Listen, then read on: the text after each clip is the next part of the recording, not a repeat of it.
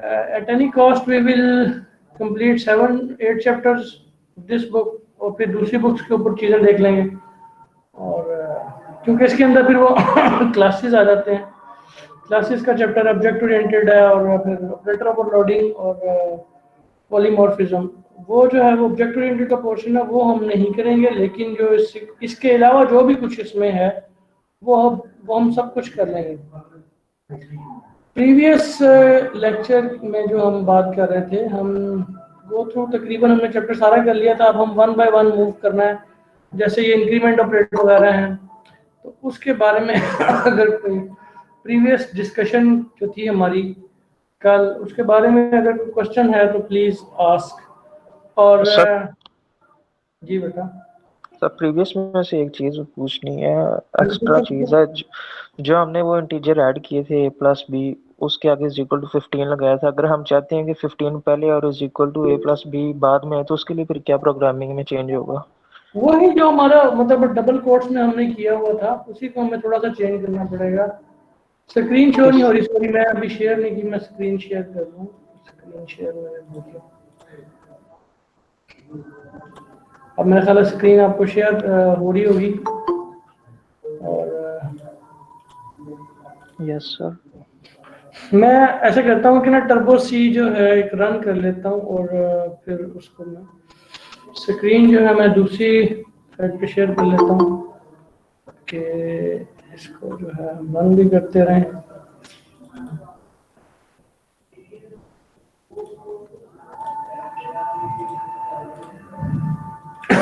जो जो आप क्वेश्चन करेंगे हम उसको जो है वो करते रहेंगे। अच्छा, जब हम स्विच करेंगे तो वो ऑटोमेटिकली मिनिमाइज हो जाता है इसका टर्बो सी का सॉफ्टवेयर। इधर जो है हम बुक ओपन कर लेते हैं हम। अच्छा, एक क्वेश्चन तो आया इसी के बारे में जो कल हम कर रहे थे कि ये जो है प्लस का सिंबल, कि यहाँ पे जो है a+b = 15 है, अगर हम प्लस लिखना चाहें तो हम इसको चेंज कर देंगे। मैं अब इसको रन करता हूँ, टर्बो सी का जो इन्वायरमेंट है, इससे फिर ये है कि हम इसको अब यहाँ पे हमारे पास एक प्रोग्राम आपके सामने पहले ओपन हुआ नजर आ रहा है। इसका फॉन्ट जो है वो जरा इंक्रीज डिक्रीज मैं नहीं करूँगा कि आपको नजर आए, but if you have some problem तो फिर मुझे आप बता देंगे जी ये क्या लिखा हुआ है। दोबारा इधर लेके जाऊंगा तो प्रॉब्लम करेगा। ठीक है, अगर कोई अभी तो ये मैक्सिमाइज अब हो गया हमारे पास। अब इसमें अगर कोई प्रॉब्लम आपको आए तो आप मुझसे पूछ सकते हैं। हमारे पास ये वंस अगेन जो है 2 हेडर फाइल्स, ठीक है, प्री प्रोसेसर डायरेक्टिव्स, उसके बाद ये हमारे पास वाइड मेन, ठीक है, और ये हमने 2 वेरिएबल्स जो है वो डिक्लेयर किए हैं। उसके बाद हमारे हम जो है वो एक मैसेज प्रिंट करवाने के लिए सी आउट जो है, हमने जब भी कोई चीज़ प्रिंट करवानी है स्क्रीन पे तो we use this standard identifier C out which is defined in iostream.h, ठीक है। तो ये हम जो है हेडर फाइल इंक्लूड करेंगे for C out and for C in. C in जो है ये हम इनपुट करने के लिए यूज करते हैं कीबोर्ड से, ठीक है। मतलब है कि हम एक वेरिएबल जो है वो उसके अंदर वैल्यू इनपुट करेंगे। स्टूडेंट ऐड होना था, वैल्यू जो है वो इनपुट करनी है हमने, तो वो वेरिएबल हम मेंशन कर देंगे जी कि ए के अंदर, फिर दूसरी बी के अंदर हमने वैल्यू जो है वो इनपुट की। उसके बाद हमने a+b जो है ये ऑपरेशन परफॉर्म किया और उसको सी में स्टोर कर दिया। फिर उसके बाद हम इसको सी आउट सम जो है इसको प्रिंट आउट करवा रहे हैं, लेकिन हमारा ये प्रिंट आउट जो है ये शो, हमारी एग्जीक्यूशन शो नहीं होगी। उसकी वजह ये है कि हम इसको स्टॉप नहीं कर रहे at the end of the क्या लेंगे स्टेटमेंट्स। यहाँ पे हम मोस्ट नॉर्मली लिखते हैं गेट करेक्टर, ठीक है। इसको मैं ये सेव कर रहा हूँ। सर सीन से मुराद है यूजर से वैल्यू लेनी है। हाँ यूजर है, कौन करना है? ठीक सीन से बुला रहे यूजर से आपने इनपुट, मैं इसके सामने आपके सामने इसको रन करता हूँ। मैं पहले से सेव कर रहा हूँ, F2 का बटन प्रेस किया मैंने तो ये मेरे पास डायलॉग आ जाएगा, या मैं जो है Alt E करूँ या F करके यहाँ पे जाऊँगा तो ये जो है मैं इसको एंटर प्रेस करूँगा, मुझे पूछेगा जी आपने इसको अपडेट करना है तो यस। अब मैं इसको रन करने के लिए या तो Alt R जो है उसको यूज करते हुए मैं रन करूँगा ऐसे, या जो यहाँ पे शो हो रहा है आपको कंट्रोल F9। ठीक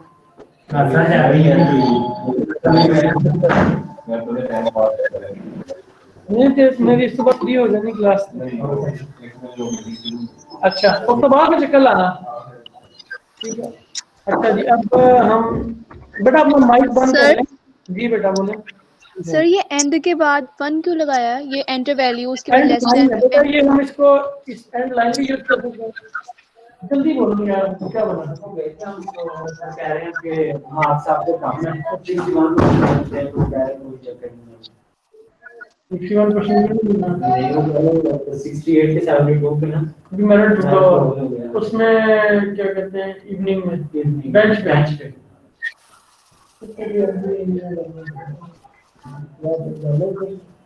उधर से डायरेक्ट द्वारा फिर वो आपको स्टैंप लगा के एडमिशन करते रहेंगे। पूरा भी डिपार्टमेंट में लेके चक्कर ही नहीं होगा। हां डिपार्टमेंट बट लेकिन अभी वो दूसरा काम करना पड़ेगा। वो करते हैं आप देखते हैं अगर हो जाए। लेकिन फिर भी पैसे का ज्यादा हो गया कि 5 तक ज्यादा देगा। ये 45 प्लस पड़ता है 25 मैंने कहा था आपके पापा। अच्छा क्वेश्चन क्या है बेटा तहरीम आपका? सर ये एंड के बाद जो ये टर्मिनेट से पहले 1 एंड लाइन जो है इसका मतलब है कि आप जो है नई लाइन पे चल जाएं। मिसाल के तौर पे हम पहले इसको करके देखते हैं, खत्म, ये एंड लाइन को हमने खत्म कर दिया। जी ये बेटा जब आप क्वेश्चन कर लें तो अपना माइक ऑफ कर दिया करें, ठीक है। जैसे उसामा शेख है, हफीज अली एजाज है, अयाज, अपना माइक बंद कर दिया करें क्वेश्चन कर लेने के बाद।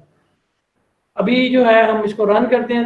रन करने के मैंने आपको कहा 2 तरीके हैं, आप इसको Alt R करके भी रन कर सकते हैं या सिंपली कंट्रोल F9 करके इसको रन कर सकते हैं और Alt F9 करके इसको आप कंपाइल कर सकते हैं, ठीक है। हमारे पास कोई एरर नहीं है, कोई वार्निंग नहीं है। अब हम इसको कंपाइल कर रन करते हैं। चलिए मैं इसको अभी क्लियर स्क्रीन नहीं कर रहा, तो अभी चूंकि फर्स्ट टाइम है तो स्क्रीन हमारी होपफुली क्लियर ही होगी।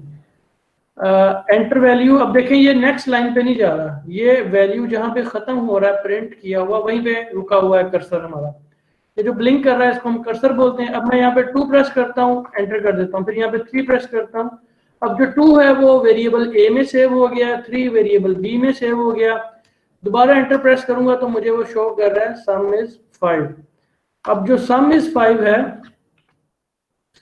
ये सम लिखा हुआ है, उसके बाद सी के अंदर जो वैल्यू थी वो हमने कहाँ से ली, वो हमने बी और ए को जमा करके सी में स्टोर किया था, ठीक है। और ये हमारे पास प्रिंट हो रहा था। अगर मैं यहाँ पे एक /n होता है, ये मेरा फॉरवर्ड है, ये स्लैश है, बैकवर्ड स्लैश, ये जो बैकवर्ड स्लैश है this is equal to end line. अगर आप ये डबल कोट्स के अंदर जहां पे /n लिख देंगे तो ये नेक्स्ट लाइन फीड कर देगा। अब देखें ये हमने क्लियर स्क्रीन नहीं किया था ना, तो वो प्रीवियस जो था वो भी शो हो रहा है और एंटर वैल्यू शो हो रहा है। उसके बाद नेक्स्ट लाइन पे कर्सर ब्लिंक करता है। मैं यहाँ पे 5 एंटर करता हूँ, अब एंटर वैल्यू, अब नेक्स्ट लाइन पे कर्सर ब्लिंक कर रहा है 6 और ये मुझे उसका सम 11 शो हो रहा है, ठीक है। अब मैं यहाँ पे क्लियर स्क्रीन, क्लियर की CLR ये क्लियर स्क्रीन जो है ये मैंने किया, तो अब क्या होगा जी, प्रीवियस जो भी डाटा पड़ा होगा क्लियर हो जाएगा। अब एंटर वैल्यू जो है मैं दोबारा इसको रन करता हूँ, नेक्स्ट लाइन पे 4 5 और ये सम, ठीक है। अब ये गेट कैरेक्टर जो है, अगर मैं इसको सर जी ये जो आपने भी बताया उसकी जगह हम /n भी लगा सकते हैं, कोई मसला तो नहीं होगा ना फिर? /n भी लगा सकते हैं, बिल्कुल /n लगा सकते हैं। /n देखें मैं यहाँ से खत्म करता हूँ, यहाँ पे मैं एंड लाइन लिख देता हूँ, तो both are doing the same job. Okay sir enter value 3, enter value 4, 7 मेरे पास आंसर आ गया। 1 मिनट होल्ड करें। अब मैं गेट करेक्टर जो है, गेट करेक्टर को मैं कमेंट कर देता हूँ, ये गलत है, ये फॉरवर्ड स्लैश। अब देखें आप उसका रंग भी चेंज हो गया। ये डबल जी। जो फॉरवर्ड स्लैश है, it makes it comment. Comment means के this is not part of your program. अब मैं इसको कंपाइल करूंगा, आप देखेंगे कि जो ये लास्ट आउटपुट है ये शो नहीं होगी। ये शो ना होने की वजह ये है क्योंकि ये रन होके प्रोग्राम खत्म हो जाएगा, हमारा आउटपुट शो नहीं होगी। लेकिन ये जो है, ये सी आउट एंटर वैल्यू, ये शो होगा और रुकेगा क्योंकि हम जो है उसमें इनपुट ले रहे हैं, इसलिए वो हमारा कोड जो है वहां पर रुक जाता है। अब जब हम इससे इनपुट ए और बी की ले लेंगे, ये जो दो क्या कहते हैं स्टेटमेंट्स हैं, ये रन होंगी और प्रोग्राम खत्म हो जाएगा, रुकेगा नहीं। गेट करेक्टर हम जो टर्बो सी में यूज करते हैं in order to stop the program. अब ये देखिए आपके सामने रन हुआ। एंटर वैल्यू 3 हमने ए में की, मतलब एक इनपुट कर दी कीबोर्ड से, 5 मैंने, ये बी में स्टोर हो जाएगी। लेकिन उसके बाद प्रोग्राम एक दफा रन होके खत्म हो जाएगा, रुकेगा नहीं। सर जी जी सर, आपने गेट ch की जगह रिटर्न 0 क्यों नहीं लिखा? वो रिटर्न 0 इसलिए नहीं लिखा क्योंकि मैंने यहाँ पे बता दिया इसे कि we are not returning anything. अच्छा। अगर यहाँ पे मैं लिखता हूँ इंटीजर, फिर मैं यहाँ पे रिटर्न 0 लिखूंगा क्योंकि मैं उसको बता रहा हूँ कि मैं कोई इंटीजर वैल्यू रिटर्न कर रहा हूँ at the end of this function. ठीक है, ठीक सर जी। कंट्रोल वैसे भी इसमें चल के हो तो रहा है, 0 रिटर्न हो तो रहा है। कहाँ पे हो रहा है वो प्रोग्राम एक दफा जब चल रहा है, सी की वैल्यू आ गई प्लस बी की जगह। ये तो कोई रिटर्न तो कुछ नहीं हो रहा। रिटर्न आप गलत समझ रहे हैं, रिटर्न हो रहा है। अगर आप इस तरह समझ रहे हैं तो दैट इज रॉन्ग। दोबारा क्वेश्चन करें। जी माज, ठीक है सर जी। रिटर्न जब यहाँ पे हमने तो होगा, जब आप रिटर्न लिखेंगे तो तब रिटर्न होगा। अभी रिटर्न कुछ भी नहीं हो रहा। अभी जब सी आउट करते हैं तो ये स्क्रीन के ऊपर डिस्प्ले हो रहा है। रिटर्न जब करेंगे तो वो स्क्रीन के ऊपर डिस्प्ले होने को रिटर्न नहीं कहते। रिटर्न जो है, ये जो इसको रन कर रहा है, इसको कंपाइलर रन कर रहा है, ऑपरेटिंग सिस्टम रन कर रहा है, उसको हम वो रिटर्न करेंगे वैल्यू। ठीक है, जो स्क्रीन पे डिस्प्ले होना है that is different and we do that using cout, और इनपुट लेने के लिए हम सी इन यूज कर रहे हैं। अब मैं यहाँ पे इस कमेंट्स को खत्म करता हूँ। इट गेट्स ग्रीन, ये एक इंडिकेशन है हमारे लिए कि ये जो है no it is part of program. अब मैं इसको दोबारा जब कंपाइल करूंगा तो आप देखेंगे ये रुकेगा। अब जो है हमारे पास वो सम इज 3 शो हुआ और ये रुक गया। कर्सर जो इसकी एग्जीक्यूशन है रुक गई। अब मैं कीबोर्ड पे कोई की प्रेस करूंगा तो ये खत्म हो जाएगा। ठीक है, अच्छा अब मैं यहाँ पे जी रिप्रेजेंट करना चाहता हूँ, मैं यहाँ पे इक्वल लगा देता हूँ तो मेरे पास अब प्रोग्राम में वहाँ पे इक्वल डिस्प्ले हो जाएगा, सम इज इक्वल टू 7। अब मैं यहाँ पे इसको थोड़ा स्पेस देना चाहता हूँ, मैं यहाँ स्पेस दे दूंगा तो एज इट इज जो है ये वहाँ पे स्पेस के बाद 7 डिस्प्ले हो जाएगा। अब आप चाहते हैं कि नहीं, आप यहाँ पे सी की बजाय ना आप ये कहते हैं कि ये खामखा में मैं एक एक्स्ट्रा स्टेप कर रहा हूँ। इसका मैं Alt E में आप देखेंगे क्या जी, कमांड शिफ्ट डिलीट है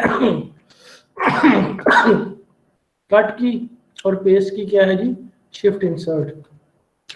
मैंने किया जी शिफ्ट डिलीट, इसे यहाँ से कट किया, इसको भी डिलीट कर देते हैं और यहाँ पे जाके मैं इसको शिफ्ट इंसर्ट के जरिए से पेस्ट कर देता हूँ। अब ये वही वाला काम कर रहा होगा जो इससे पहले कर रहा है, 4 5 9। अब मैंने एक स्टेप इसका डिक्रीज कर दिया कि पहले मैं यहाँ पे क्या कर रहा था, C is equal to A+B कर रहा था और C को डिस्प्ले करवा रहा था। मकसद कहने का क्या है कि यहाँ पे जो भी आपने एक्सप्रेशन लिखी होगी वो भी एग्जीक्यूट हो जाएगी। अब मैं इसके अंदर एक स्पेस कम कर देता हूँ तो it does not change its operation, it is the same. ठीक है, अब मतलब 6 7 13 ये इसके अंदर स्पेस आप यहाँ पे दे दें, यहाँ पे स्पेस खत्म कर दें, एक और स्पेस दे दें तो एरर नहीं आएगा। लेकिन अगर मैं यहाँ पे एक कोमा लगा दूं तो फिर एरर है। तो वो कहता है कि ये क्या आपने लिखा है इंटीजर, अब आपने लिखा है तो कोई वेरिएबल का नाम दे, वेरिएबल का नाम मिसिंग है। अब यहाँ पे मैं लिख देता हूँ लेट्स से HG लिख देता हूँ, अब एरर नहीं आएगा क्योंकि उसको पता है कि आपने डाटा टाइप लिखी है, डाटा टाइप के बाद आपने वेरिएबल का नाम लिखा, फिर कोमा डाल के एक और वेरिएबल का नाम और कोमा डाल के एक और वेरिएबल का नाम लिखा है। सर जी सर अगर सी इन ए और सी इन बी दोनों को सिंगल लाइन में लिखना हो तो कर सकते हैं, मैं देखिए आपके सामने कर लेता हूँ। तो कर सकते हैं। यहाँ पे मैं लिख देता हूँ सी इन ए और सी इन बी। मैं यहाँ पे पहले चले दोनों क्या कहते हैं इसे जी, इसको मैं दोनों को जो shift and shift delete copy कर लिया इसे, और यहाँ पे मैं इसे शिफ्ट इंसर्ट कॉपी कर। अब ये हमारे पास दोनों एक उसमें आ गए। एंटर वैल्यू मैं यहाँ पे कह देता हूँ जी कि आप ए एंटर करें, यहाँ पे मैं कहता हूँ जी बी एंटर करें, ठीक है, क्योंकि ये थोड़ा सा जो है इतना अंडरस्टैंडेबल नहीं है, इसलिए थोड़ा सा इसमें प्रॉब्लम हो सकता है if you program like this. आप इसको सी इन जो है आप इसको एक लाइन में भी कर सकते हैं।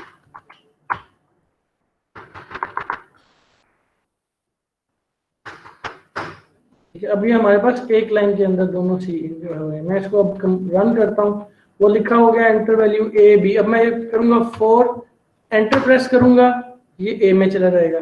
अब मैं ये 9 लिख के एंटर प्रेस करूंगा, ये उसमें चला जाएगा बी में, और फिर उन दोनों का सम जो है हमारे पास सम इज 13। ये चीज जो है जो क्वेश्चन आप मुझसे अब कर रहे हैं ना जी बेटा।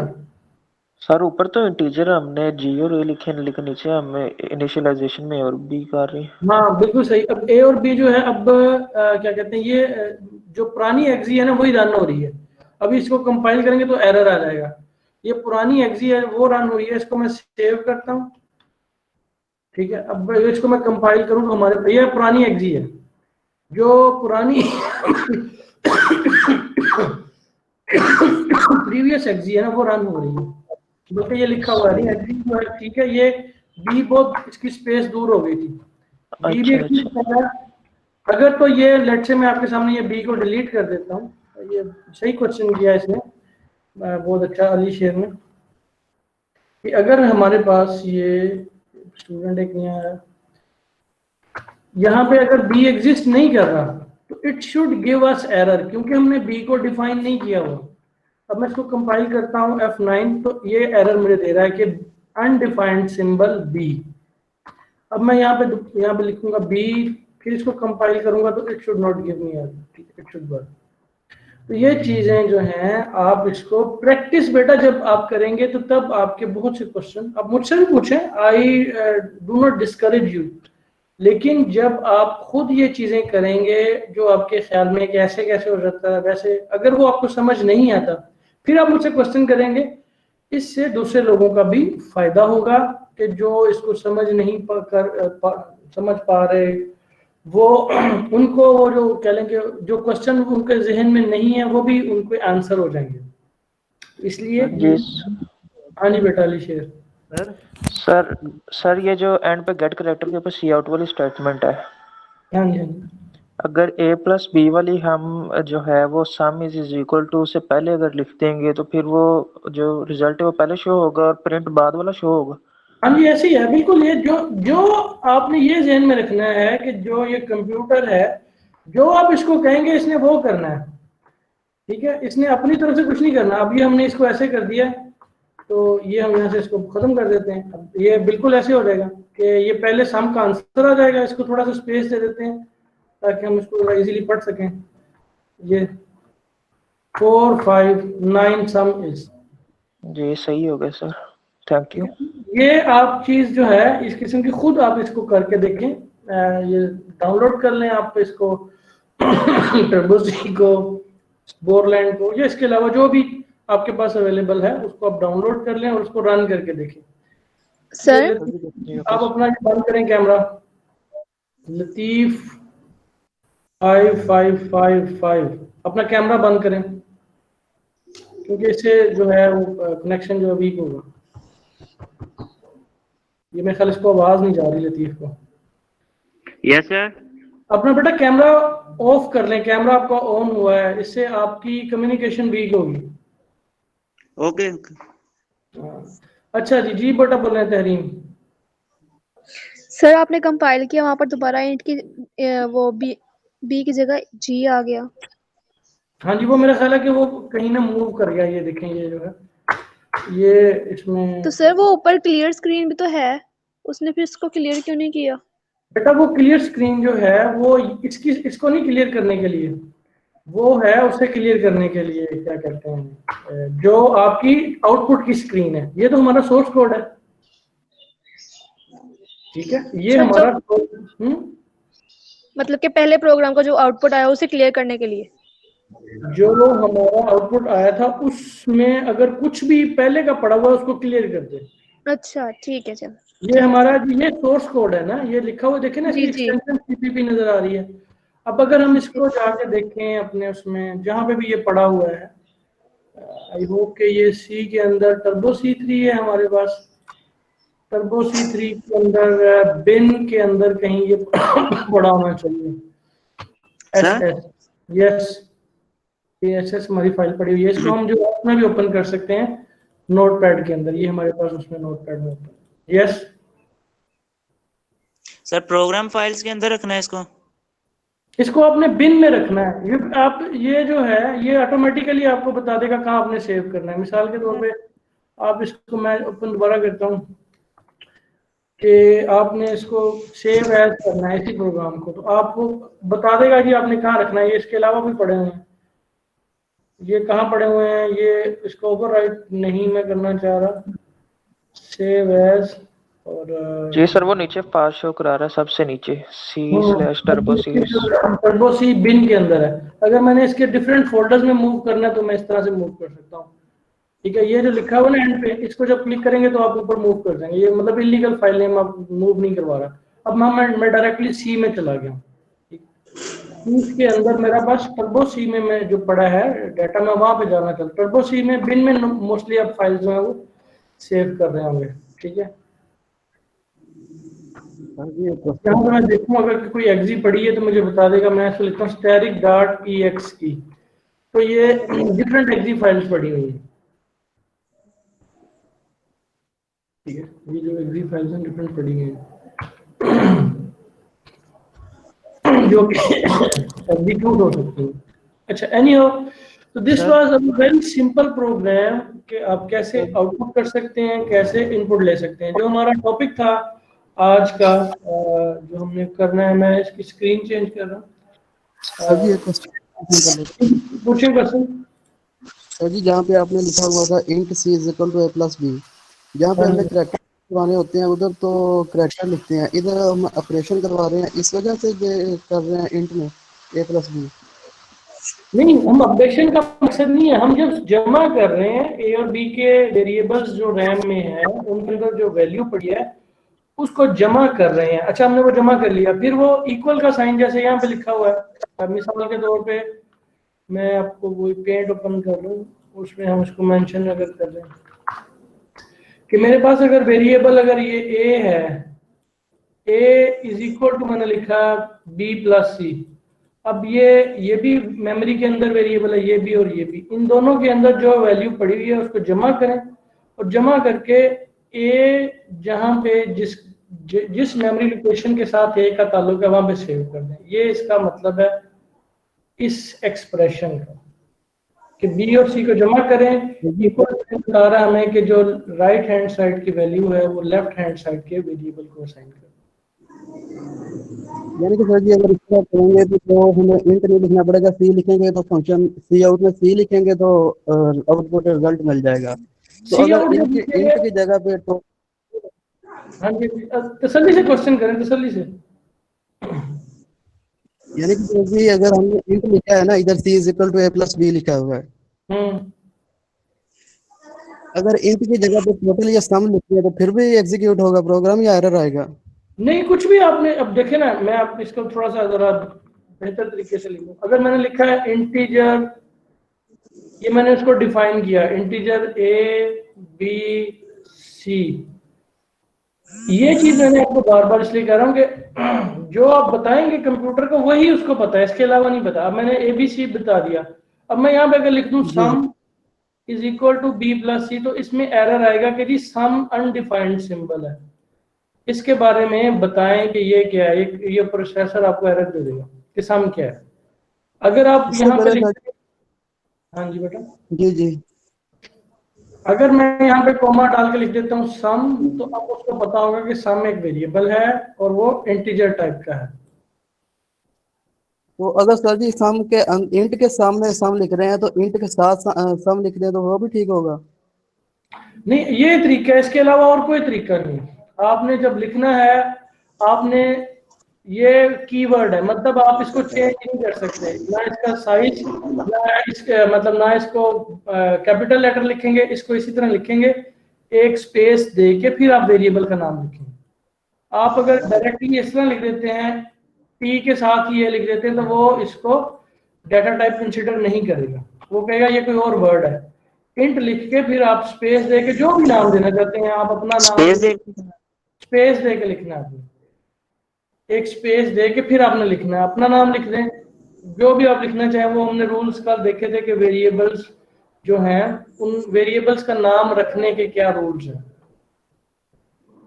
और आप जब आपने स्टेटमेंट खत्म करनी है तो आपने सेमीकोलन लगाना है। अगर आप स्टेटमेंट कंटिन्यू करना चाह रहे हैं तो आपको वेरिएबल डिक्लेरेशन के अंदर, जब आप स्टेटमेंट कंटिन्यू करना चाह रहे हैं, एक से ज्यादा वेरिएबल डिक्लेयर करना चाह रहे हैं, तो आप उनका नाम जो है वो कॉमो से सेपरेट करेंगे। इसका क्या मतलब होगा? The reserved word can not be used as the identifier name. आपकी आवाज बेटा कट रही है, हाफिज अली अयाज, आप टाइप कर दो बेशक। ये जो सर जी रिजर्व्ड वर्ड होते हैं ये बता रहे हैं कि हम इन्हें यूज नहीं कर सकते आइडेंटिफायर के तौर पे। हाँ, हम इस रिजर्व वर्ड को आइडेंटिफायर के तौर पे यूज नहीं कर सकते, ठीक है। आपको जो है इसको जब यूज करना है तो आपको एरर आ जाएगा, उसका सिस्टम जो ठीक ठाक मैडम। जी जी मैं पहचान लिया, उन्हीं के बस और टीम जी जी असल में ये जब नाम लिखने के आए नो प्रॉब्लम। तो मैंने कहा साथ जी जी ठीक है बच्चों। अच्छा, इसके बाद क्या कहते हैं, हम जो आज मैं आपके साथ डिस्कस करना चाह रहा हूँ वो ये है कि एक तो ये कंपाउंड इंक्रीमेंट डिक्रीमेंट ऑपरेटर्स जो है वो मैं अभी आपको एग्जांपल जो है उसकी रन करके दिखाऊंगा, ठीक है। और उसके बाद जो है मैं आपके साथ ये अभी बात करना जो चाहूंगा that is about the examples of. हाँ नहीं, ये तो अभी चलेगी 10 मिनट, अगर आप वेट कर लें।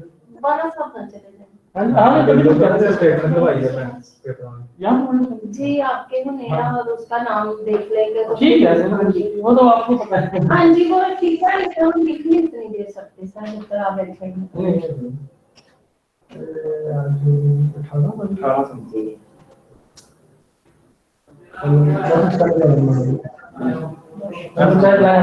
सर ठीक है, उदास है वाला साहब भी ना 1 बजे तक एडमिशन के सिलसिले वाला साहब तो वैसे मेरे ख्याल में कुछ ना बीमार हो गए थे कुछ, वो लेकिन बड़े बाकी मत इंसान है। कौन से अल्लाह खैर करे। हाँ जी क्योंकि वो मेरे ख्याल में करे तो व्यक्ति वो अच्छा नहीं तो उनको ऑपरेशन वगैरह करवाया कुछ नहीं हुआ, उनकी ना सर एचबी भी बहुत ज्यादा है। अच्छा मैं अक्सर मैंने देखा सर के हाथ रेड हो रही, मेरा सारी सुनिए रेड है माशाल्लाह, तो वो 20 की एचबी, अच्छा 14 को ही चाहिए। हाँ जी। तो फिर उन्होंने जब करवाते हैं ना मुंह में 1-2 बोतल वगैरह ड्रिप करवाते हैं तो कहते हैं कि फटीग तो आती है बॉडी में, तो जैसे टेम्परेचर हो जाता है, एज इफेक्ट भी है, प्लस ब्लड प्रेशर शुगर। मुझे किसी ने बताया था कि ना कोई मिलने गया तो वो मतलब घर में थे और प्रॉब्लम चल रहा था उस वक्त इन्होंने ज्यादा सीरियस लिया ना, तो फिर लेकिन कहते जब ब्लड रिमूव होता है ना तो मुझे ऐसे होता है जैसे मैं अच्छा फील करता हूँ। चलिए अल्लाह खैर, तो उस वक्त तो वाकई बड़े परेशान। अल्लाह खैर, अल्लाह खैर, अल्लाह ताला जिंदगी अपने बच्चों की खुशी देखे। बंदा बड़ी मेहनत करता है सब के लिए। और जब तक सुना था मेरी सीनियर मैम कहती है जिंदगी में जब तक इंडिपेंडेंट होता है ना बंदा खत्म हो जाता है, भले ही बंदे जवान होना चाहिए ओके ऐसे ही। अल्लाह खैर करे। ठीक है मैडम, मैं फिर क्लास कंटिन्यू। जी बिल्कुल। अच्छा बच्चों, हम बात कर लें इम्प्लिसिट की और एक्सप्लिसिट की। इम्प्लिसिट के बारे में हमने कल ये बात की थी कि जो ऑटोमेटिक इम्प्लिसिट जो है, जो ऑटोमेटिकली कन्वर्जन हो जाए, तो वो है इम्प्लिसिट कास्टिंग। और जो आप खुद से इंस्ट्रक्शन दें वो एक्सप्लिसिट है। हमने एक और इसकी कैरेक्टरिस्टिक्स के बारे में बात की थी कि जब आप छोटे साइज की डेटा टाइप से बड़े साइज की डेटा टाइप में कन्वर्ट करते हैं तो वो ऑटोमेटिक होता है। जैसे आपको नजर आ रहा है जो चार है या चार, जैसे आप इसको पढ़ते हैं, तो ये करेक्टर डेटा टाइप चूंकि जी बेटा, हाँ जी, क्वेश्चन है किसी को? ये लतीफ अपना माइक भी बेटा बंद करो, माइक भी बंद करो। जब किसी ने क्वेश्चन करना है तो उस वक्त आप अपना माइक जो है ओपन करें। वीडियो और किसी को भी ओपन करने की जरूरत नहीं है। अच्छा जी, ये एहसान अशरफ ने क्वेश्चन किया है कि स्क्रीन शॉट तो हो रही है बेटा। सर आपने हमसे क्वेश्चन किया था कि अगर हम ए और बी को वैल्यू नहीं देते और कंप्यूटर को कहते हैं सम बताओ, तो वो कौन सा एरर देगा? सर ये भी रन करके बता दें प्लीज। चलिए इसको भी हम रन कर लेते हैं अभी। उसके बारे में हमने ये पढ़ा था कि गार्बेज वैल्यू जो है ना, वो दे देता है जो उसके अंदर ऑलरेडी पड़ी होती है, ठीक है। इसके अलावा मसलन हम कोई ऐसा नया वेरिएबल बनाएं तो वो गार्बेज वैल्यू जो है उसको देते हैं। इसके बारे में हम बाद में बात करते हैं, पहले जो हम इम्प्लिसिट और एक्सप्लिसिट कास्टिंग के बारे में बात कर रहे हैं। करेक्टर हमारे पास जो है वो एक छोटी डेटा टाइप है 1 बाइट की, इंटीजर उससे बड़ी, लॉन्ग, फ्लोट ये उससे बड़ी। तो जो इम्प्लिसिट कास्टिंग है वो ये सीक्वेंस है। करेक्टर से इंटीजर में हो सकता है, इंटीजर लॉन्ग में, लॉन्ग फ्लोट में और डबल में, और ये लॉन्ग डबल में। हाँ जी बोले। और नहीं पढ़ते बेटा। ये बेटा लतीफ, मैं आपको लास्ट टाइम कह रहा हूँ कि माइक बंद कर लें, अदरवाइज मैं सिंपली आपको रिमूव कर सकता हूँ, ठीक है। And I will remove you, और for example I remove you, let's see, ठीक है। तो जो बच्चे हैं जो क्वेश्चन कह रहे हैं उस वक्त माइक ओपन कर लें, अदरवाइज आप इसको क्लोज कर दें, क्योंकि वो डिस्टर्बेंस क्रिएट होती है फिर दूसरे स्टूडेंट्स के लिए। अच्छा, हम बात कर रहे थे जी कि इम्प्लिसिट कास्टिंग की के लोअर डेटा टाइप से हायर डेटा टाइप में आप कास्ट कर सकते हैं। उसकी एग्जांपल्स भी दी हुई हैं। ये एक्सप्लिसिट कास्टिंग है, इसका सिंटैक्स क्या है वो हम देखते हैं। इम्प्लिसिट कास्टिंग जो है, मिसाल के तौर पे अगर आपके पास एक इंटीजर है और एक दूसरा जो है वो लॉन्ग है, तो ऑटोमेटिकली जो है वो लॉन्ग के अंदर कन्वर्ट हो जाएगा। In the above expression data type of x is lower than data type of y, so that value of x will be converted into long, मतलब ये ऑटोमेटिकली long में कन्वर्ट हो जाएगी, ठीक है। इसकी एग्जांपल यहाँ पे हमारे पास ये इंटीजर्स नहीं है, खैर सारे के सारे।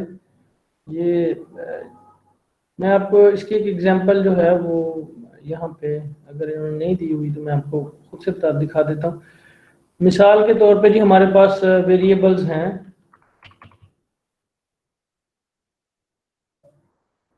एक वेरिएबल है इंटीजर x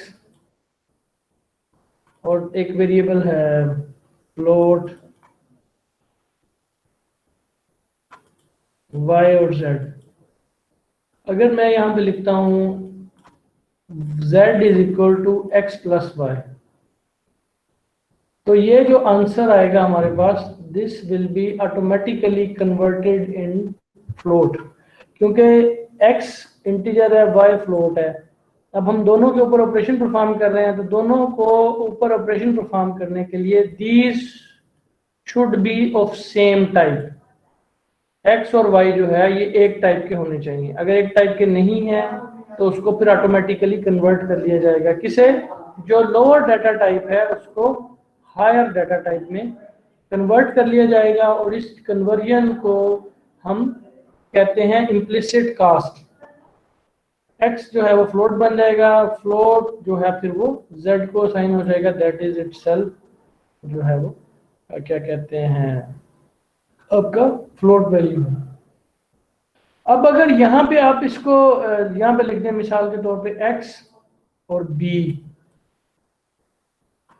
और यहाँ पे z की बजाय आप b लिख दें, तो फिर प्रॉब्लम हो जाएगा। प्रॉब्लम क्या हो जाएगा कि आप इम्प्लिसिटली अपर से लोअर साइड में कास्ट करने लगे। x प्लस वाई जो है ये बन जाएगा आपका फ्लोट, और राइट साइड पे आपके पास वो है क्या कहते हैं इंटीजर। फ्लोट से आप इंटीजर को कास्ट करेंगे तो गड़बड़ हो जाएगी, वो एरर आएगा। ये आपको एक्सप्लिसिटली करनी पड़ेगी, जो कि एग्जांपल हमारे पास यहाँ पे दी हुई है।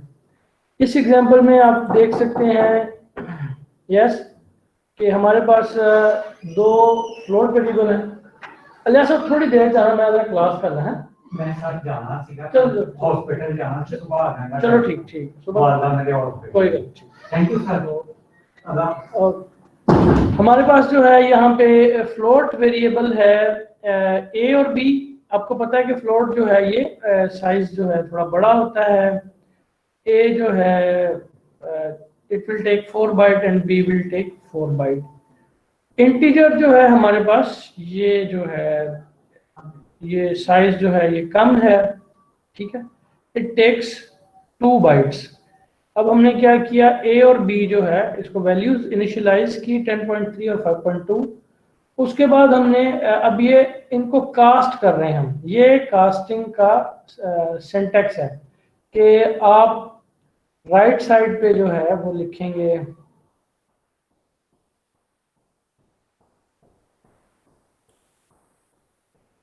राइट साइड पे आप वेरिएबल लिखेंगे जिसको आपने कास्ट करना है, और पैरेंथेसिस के अंदर आप डाटा टाइप लिखेंगे जिसके अंदर उसको कास्ट करना है, या जिस तरह का उसको कास्ट करना है, या चेंज करना है, या कन्वर्ट करना है। अब हमारे पास ए जो है वो फ्लोट टाइप का है, हमने उसको इंटीजर टाइप में कास्ट किया है। इसी तरह ये जो बी है ये भी फ्लोट टाइप का, इसको भी हमने इंटीजर टाइप में कास्ट किया है, और उसके ऊपर वो रिमाइंडर का जो ऑपरेशन है वो रन किया है। मतलब ये कि ए रिमाइंडर बी, जो आंसर है वो हमारे पास सी में स्टोर हो जाएगा, and c is once again integer. मतलब इसका अगर हम इसकी जनरलाइज्ड वे देखें तो आप क्या करते हैं जी कि you right the expression on the right side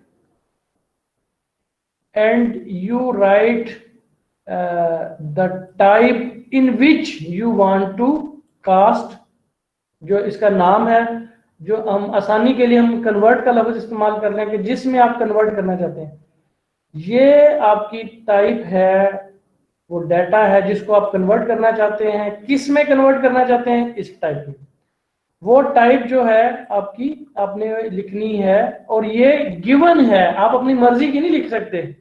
मतलब आप कहेंगे कि मैं अपनी अलग मर्जी की डाटा टाइप बना लूं। इंटीजर आपने यूज करनी है जो बिल्ट इन है। इंटीजर है, या आपके पास फ्लोट है, या डबल है, या लॉन्ग है, ये जो कीवर्ड्स या बिल्ट इन टाइप्स हैं वो आपने इस छोटी ब्रैकेट में या पैरेंथेसिस में लिखनी है। ये इसका जनरल सिंटैक्स है, जो कि ये इसकी एग्जांपल दी हुई है कि आपने एक्स जो है वो एक्सप्रेशन है उसको राइट साइड पे लिखा, और जो जिसमें कन्वर्ट करना है उसको लेफ्ट साइड पे पैरेंथेसिस में लिखा है। ठीक है, तो this is an example of casting. Sir ji बताओ। सर इसका आंसर 0 कैसे आया है? इसका आंसर 0 कैसे है? वो जी। वही बात नहीं यार, ऐसा करो कोई चीज ले इसका आंसर 0 इस तरह से आया कि हमारे पास जो उसके वैल्यूज होंगे, मिसाल के तौर पे हमारे पास था जी क्या कहते हैं मॉडुलस लिया है ना 10.3 ये 5 है। ठीक है, अब 5 को 10 पे आप डिवाइड करें तो रिमाइंडर 0 ही होता है ना। जी जी। 0.3 जो है वो भी खत्म हो गया, और 0.2 भी खत्म हो गया, क्योंकि डेसिमल हमने गायब कर दिया by casting the float value into integer. ठीक है जी। अच्छा, अब हमारे पास ये साइज ऑफ की एग्जांपल है। ठीक है। साइज ऑफ जो है हम इसको भी क्या कहते हैं कि देख सकते हैं कि इसको अभी रन भी बेशक आप करके देख लें। मैं आपके सामने वही स्क्रीन शेयर करता हूं दोबारा, जो क्या कहते हैं उसकी लेफ्ट साइड पे जो मेरे पास सिस्टम है, ताकि मैं अगर वो रन कर सकूं। टर्बोसी मेरे पास ये जी रन है। फिर जो है मैं अपने पास बुक भी ओपन कर लूं। अच्छा, हमारे पास की कास्टिंग की एग्जांपल है। मिसाल के तौर पे मैं अभी ये इंटीजर ए बी है, फ्लोट सी मैंने लिया, ठीक है। अब मैं लिखता हूँ ए और बी को, ए चले मैं इसको स्टैटिकली वैल्यूज असाइन कर देता हूँ। a इज इक्वल टू 5 या a is equal to b is equal to 5, ये कंपाउंड स्टेटमेंट होगी कि पहले ये वाली स्टेटमेंट एग्जीक्यूट हो कि b को 5 असाइन हो, उसके बाद फिर जो b के अंदर है वो a को असाइन हो जाए, ठीक है। उसके बाद मैं लिख देता हूँ जी c is equal to a plus b, और मैं यहाँ पे आउटपुट लेता हूँ c, ठीक है। ये मैं इसको एक दफा सेव कर लूँ, सेव, ठीक है। अब मैं इसको कंपाइल कर रहा हूँ तो मेरे पास आंसर 10 आ रहा है।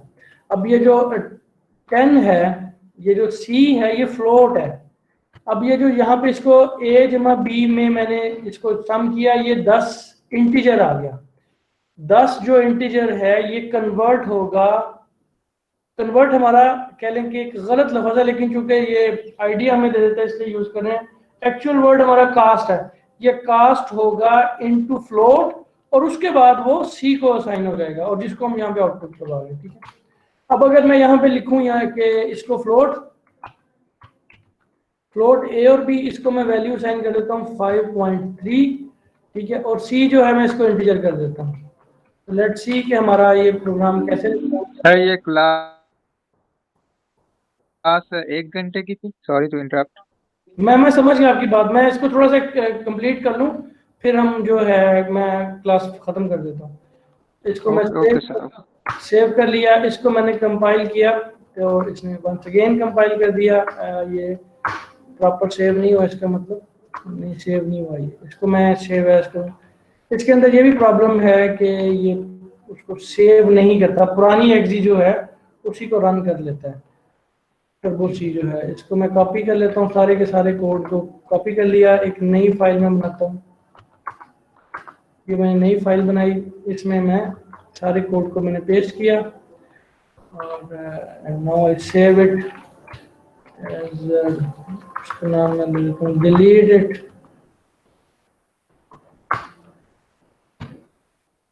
अब ये जो है इसको मैं रन कर रहा हूँ तो it is once again giving me wrong answer.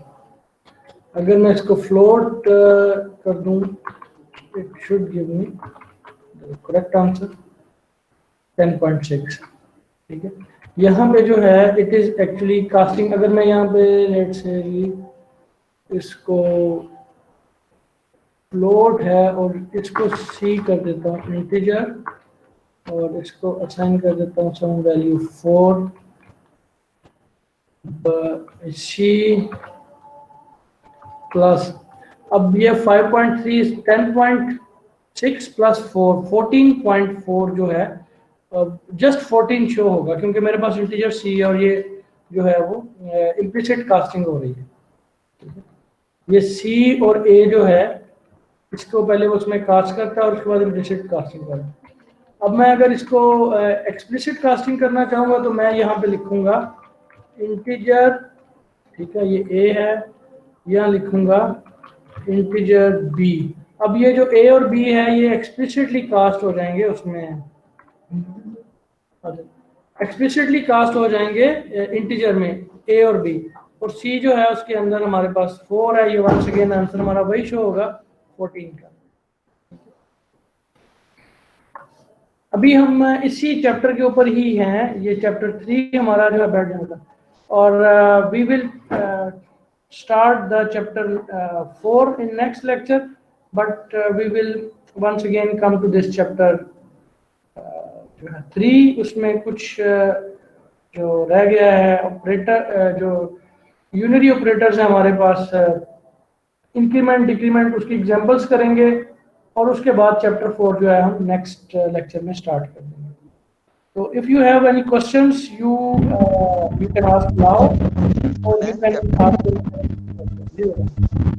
Sir portion आपने क्या सर कोई पोर्शन चैप्टर 3 से कोई पोर्शन छोड़ना है? नहीं, कोई पोर्शन नहीं छोड़ा। ठीक है सर। सर वो कह रहा है कि आप ना काइंडली बता दें जो टॉपिक्स हमने याद करने हैं ना, बेटा सारे आपको कॉन्सेप्ट का पता होना चाहिए। मतलब मैं अगर आपसे पूछूं कि कास्ट करने का सिंटैक्स क्या है तो आपको पता हो। ठीक है सर, थैंक यू।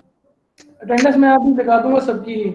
और ये जो है मतलब क्या है एहसन अली, कास्ट ऑपरेटर के बारे में क्या क्वेश्चन है आपका बेटा? एहसन अली 1747, कास्ट ऑपरेटर हमने इसमें देख लिया रन करके कि ये एक्चुअली है क्या। आपकी पैरेंथेसिस के अंदर टाइप लिखनी होती है और पैरेंथेसिस के राइट साइड पे आपने वो वेरिएबल लिखना होता है जिसको कास्ट करना है। चलो वो नेक्स्ट लेक्चर का लिंक आ गया है, वो आपकी CGR कह रही है, तो आप start with your next lecture. ठीक है जी, अस्सलाम वालेकुम सर बोले। वालेकुम अस्सलाम।